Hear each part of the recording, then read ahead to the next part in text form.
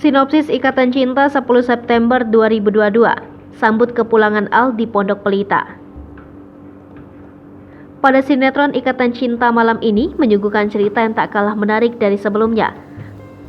Pada episode sinetron Ikatan Cinta nanti malam diceritakan tentang kepulangan Al ke Pondok Pelita.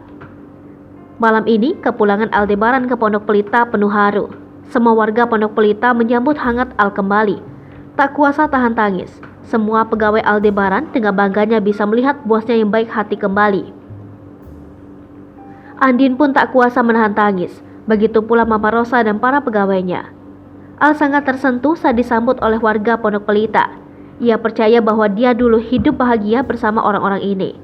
Dan Al akan berusaha mengingat agar ingatannya segera kembali dan bisa mengingat orang tersayang. Dan yang terpenting melindungi Andin dan Mama Rosa dari orang yang ingin berniat jahat. Jangan lupa saksikan kisah selanjutnya sinetron Ikatan Cinta yang akan tayang di RCTI malam ini. Sekedar informasi, sinopsis ini tak sepenuhnya benar karena berasal dari berbagai sumber. Hai pemirsa Sri Popo TV, jangan lupa komen, like, dan subscribe, serta tonton terus berita-berita terupdate lainnya ya.